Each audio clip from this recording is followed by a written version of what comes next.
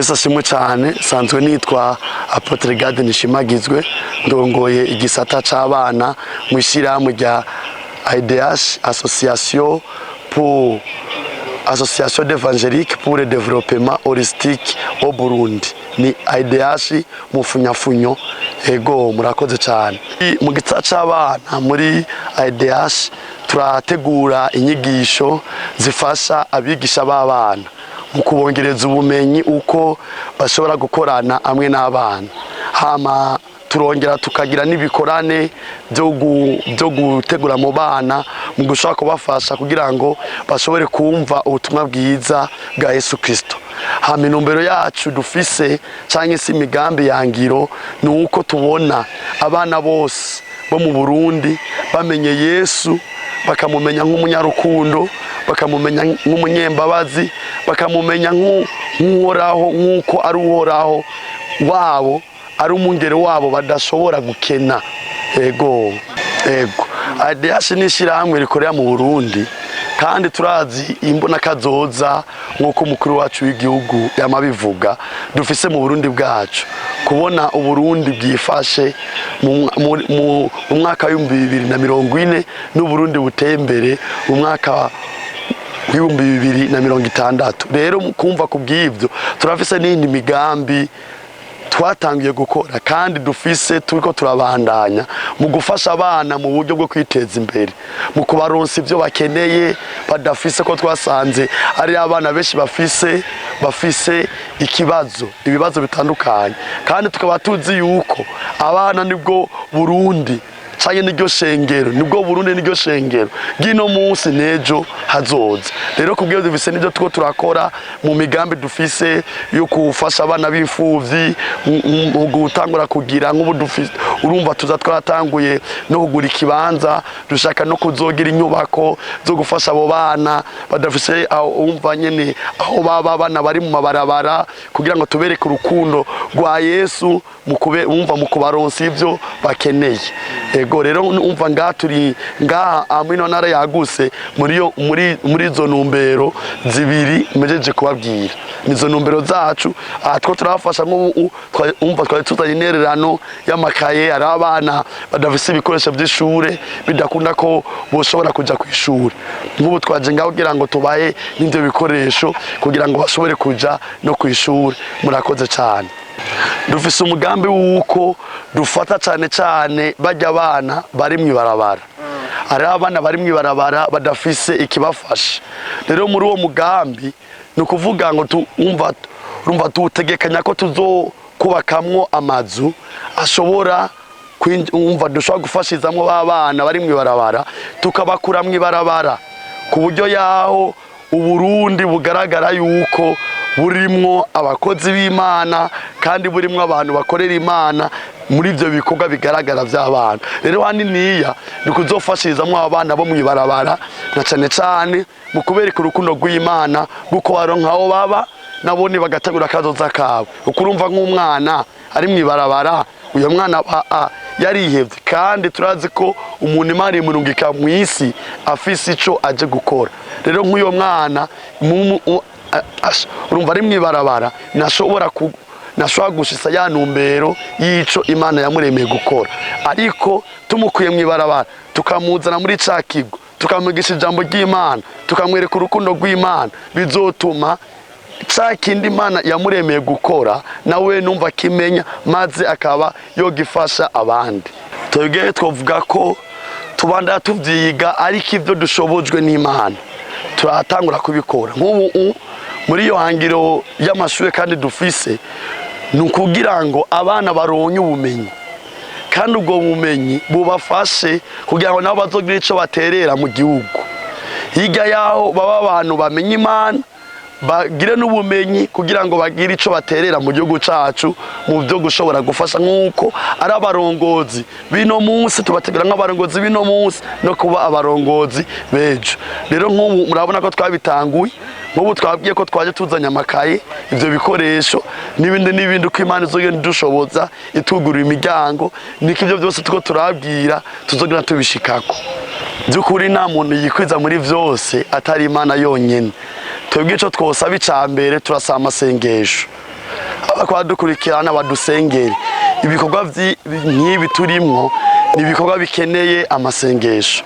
Turakeneye amasengesho kwanza cyambere kugira ngo mwumvise imigambi dufise, cyangwa umuntu wese ariko adukurikirana yumvise imigambi dufise. Dukeneye amasengesho ya buri muntu wese ariko adukurikirana. Hama uwogira ico Imana imushoboza gukora mu vy'uburyo nahone urumva nyene arahawe ikaze, kuko n'ubundi n'ibyo byose biba biko birakogwa ni abantu bamenye imigambi yacu, hama Imana ikabakora ku mutima bakumva bogira ico baterera muri ubwami bw'Imana tuko turakoreramo. Yego murakoze cyane. Akajambo kanyuma mwoshikiriza mushima radio televiziyo yabagendeye ijwi ry'Ababatiste hano hantu, canke mushikiriza abariko barabakurikirana bose muri rusange?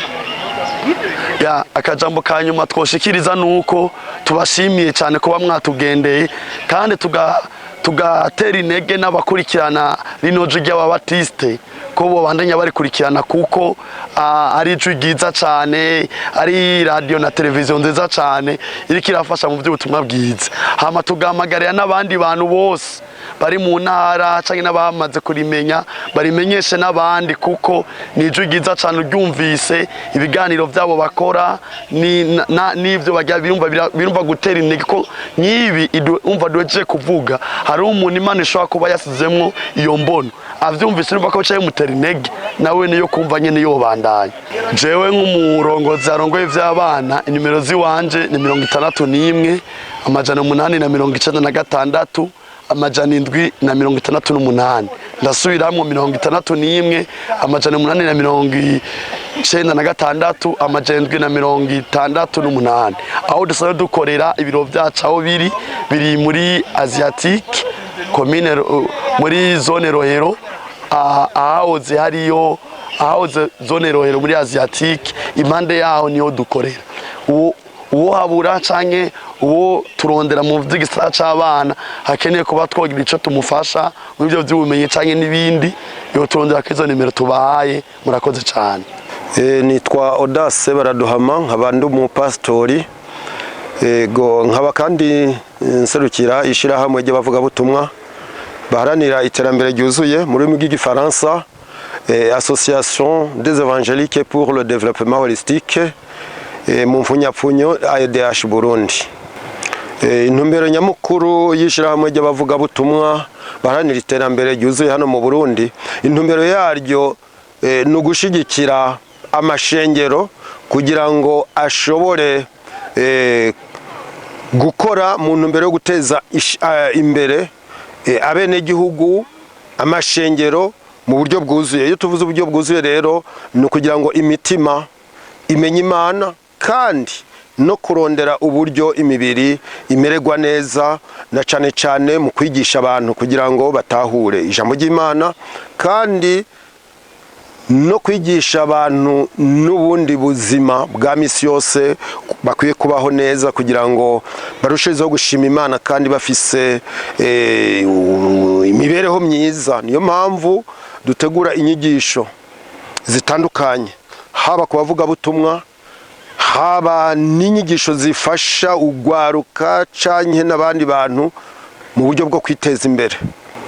Aha twakoraniye uyu munsi ni ku ishengero ry'Ababatiste riri ku mutumba wa Kibogoye, mu ntara nshasha ya Gitega muri komine Muramvya.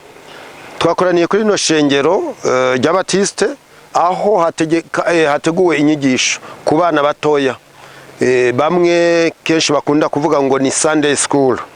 Abana bajyabo kuwa Mungu mu gatondo bakunda kubona umwanya wo guhimbaza Imana kuwa mu gatondo no kwigishwa ijambo ry'Imana. Uyu munsi rero ishirahamwe ya AEDH Burundi ryateguye igikorwa inyigisho cyo kwigisha abana, kubakinisha eka no kubereka isanamu ijanye n'ubuzima bwa Yesu Kristo yabayeho hano muri iyi si.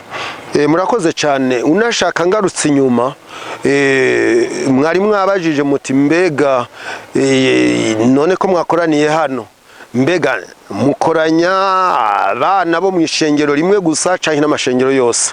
Ngira ngo mwabonye hano hari abana nibaza bashobora kuba bagayira ku gihumbi canke banarenga. Abo rero si abana bo mu ishengero ry'abatiste gusa, ariko n'abana bo mu kibano, mu micungararo, bava mu miryango itandukanye, bava no mu mashengero atandukanye. Ndibaza yuko hano hashobora kuba hajemwo abana bo mu mashengero y'abapantekote, haje amashengero ya Minevamu kuko arahari, za Horebu, eka n'ayandi mashengero. Nabo muri Katolika barimwo ngahanye, ubajije wobona benshi. Ubwo rero ntigi gikorwa si ca hano gusa, nibaza yuko tugiye kukibandanya. Inyigisho tugiye kuzibandanya, unashaka ku mugwa mukuru w'intara ya Gitega hari yategekanijwe inyigisho zizoba ku munsi wa kabiri, ejo nyene itariki 19 harategekanijwe inyigisho ku bakozi b'Imana. Zizobandanya ku bakozi b'Imana mu ntara ya Muyinga, mu ntara ya Ngozi n'intara ya Kayanza. Muri iyi ndwi hategekanijwe yuko ahantu ibibanza 4 hazobera inyigisho mu ntumbero yo gufasha abakozi b'Imana kugira ngo bavuge ijambo ry'Imana, ariko kandi rifise akanovera kandi rishobora gufasha n'abantu kugira ngo batere imbere cyane, kuko ijambo ry'Imana ryamaze gufata ikibanza, imitima ikabitunganye, burya n'iterambere ry'imibiri bica bijana.